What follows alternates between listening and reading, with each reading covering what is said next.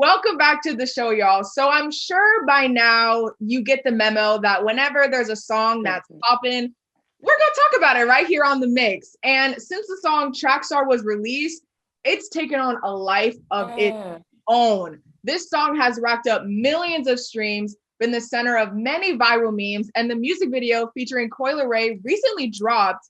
And wait for this, it already has 8 million views. So with all that being said, let's welcome Mr. Trackstar himself, Mooski, into the mix. What's good, Mooski? Yeah. Hey, Mooski. Yo, what's good? What's going on? I love Mr. Trackstar himself. Okay, listen, I got to do this. I got to be saying it all day, and I got you in front of me. She's a runner. She's a track star. I'm sorry. I ain't gonna lie. You hit it earlier. You hit it earlier on your story, though. That was hard. I did. Yeah, you hit it. Do you hate when people do that to you? Like, do people just run up to you and start singing that? Like, does it get on your nerve? Do you appreciate the love? How do you feel?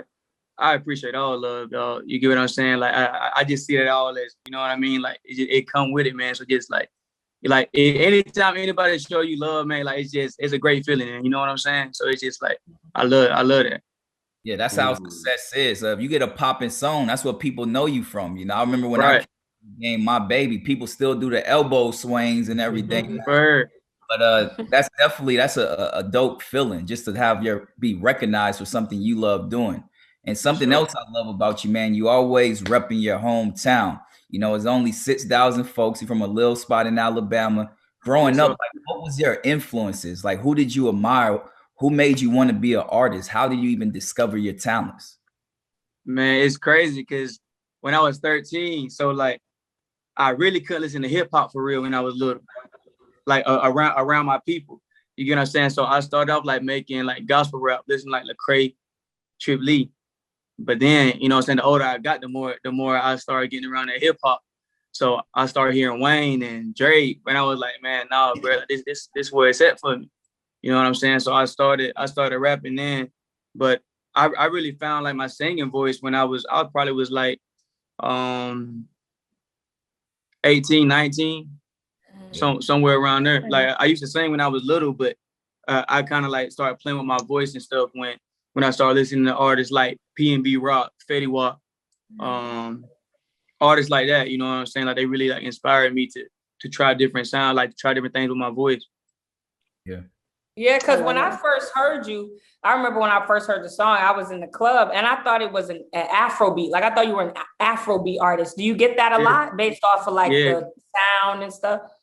Yeah, everyone says that. And it's crazy because I didn't even know that's the vibe I was giving off when I made the song. Like it took off in Miami first, so everybody was trying to claim me Miami, like, hey man, he Jamaican, or you know what I'm saying? Like, but it's all love though. Hey, everybody gonna claim you once you popping, my brother. Just know that. For sure. Well, like you said, you are definitely popping, man, and you've accomplished so much at such a young age. You're only 23, but you've already served in the U.S. Marines. Now, I got to know what made you want to serve, and what did the Marines teach you about yourself? All right. I mean, I think just like where I was at, bro. I mean, if we've been all the way honest, man, I wasn't like when I was in school, dog. Like my senior year, man, it's like I started having fun. You get what I'm saying? Like I didn't apply for any colleges, so it's towards the end of the year, and I'm like, I don't even know what I'm about to do. You get what I'm saying? But I know I have to do something, and I know I don't have a lot of opportunities around me. You get what I'm saying? So. And my sister just went off to a big 4-year college the year before me. She graduated the year before me. You get what I'm saying? And I know the way I was just moving in high school, I can't go to college right now. You get what I'm saying? Like I just knew my mind wasn't focused on school at the time. So I said to set myself up for when I do want to go to school, I'd rather have my education free. You get what I'm saying? And this is after, like, I'm talking to the recruiters and stuff. They just put me on game about how the military operates and the benefits that come with it.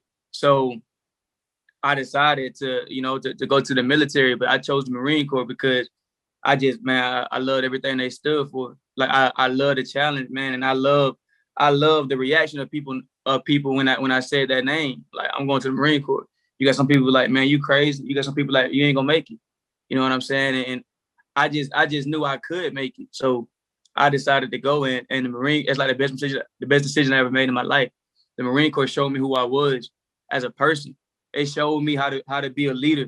It showed me how to use all the gifts that I already had in me.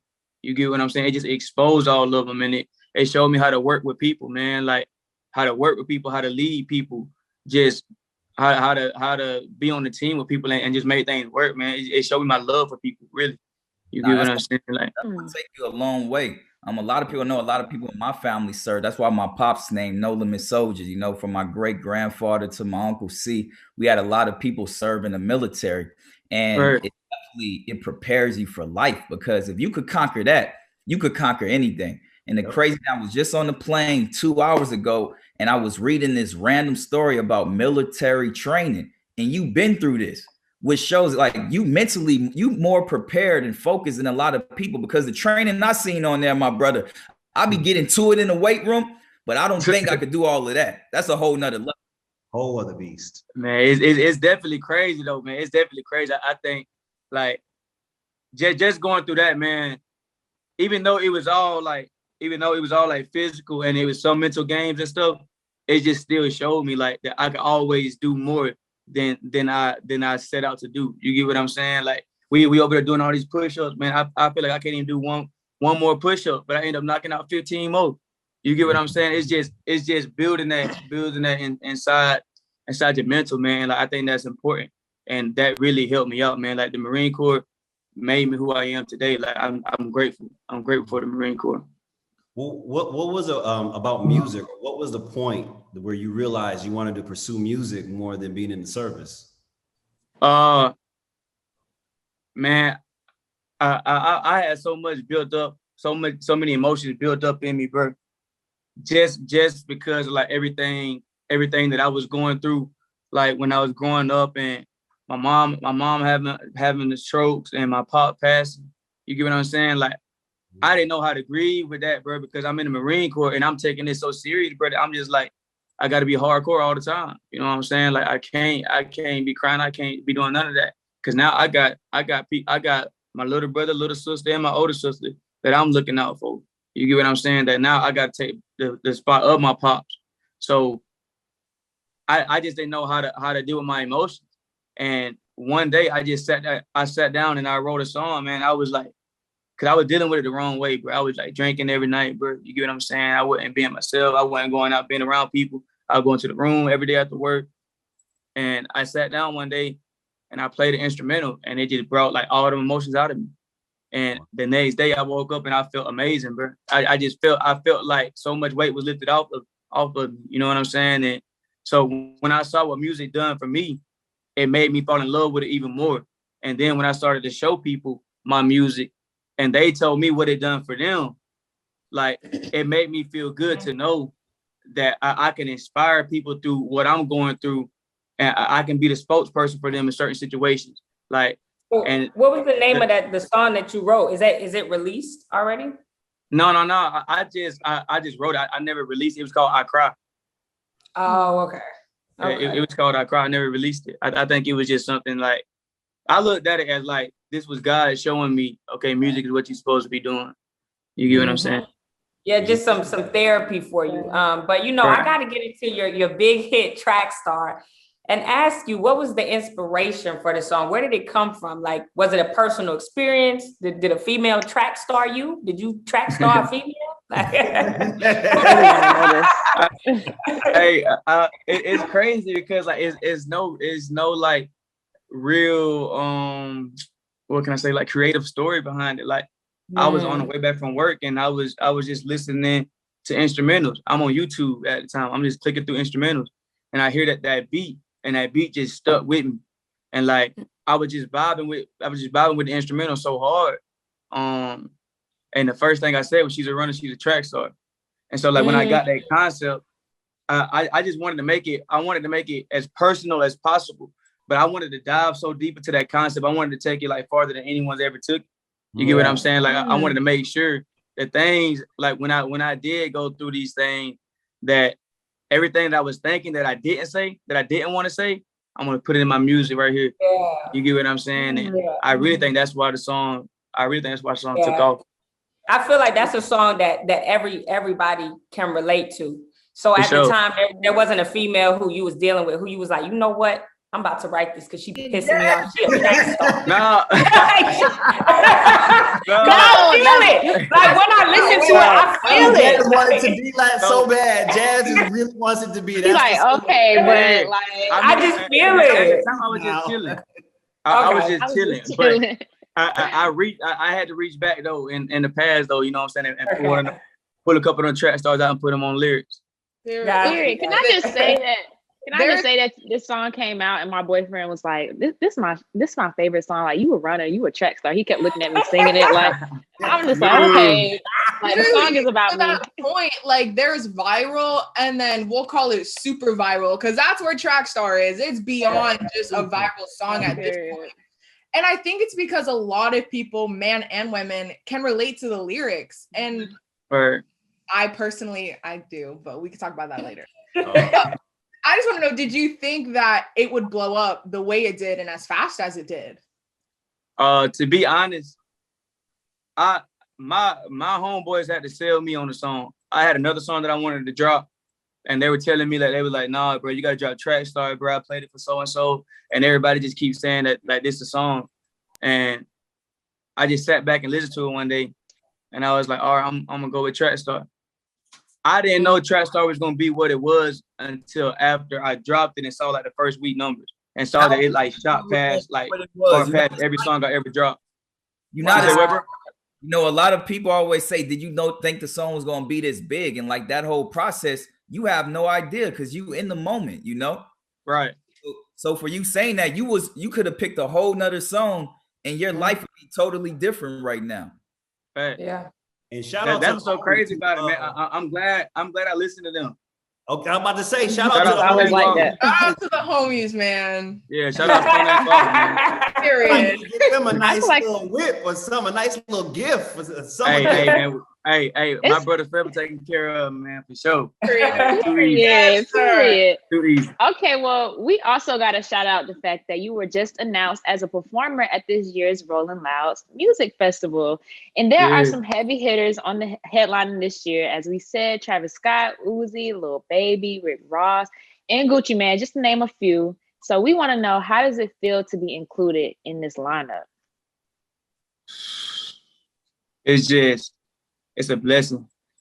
It's a blessing to be able to just go to a festival and perform where so many artists who have done like so many great things, you know what I'm saying? Like, and been in the game for so long, and just like, man, it's just crazy, because I used to look at these artists. I used to listen to these artists like before I took off in music.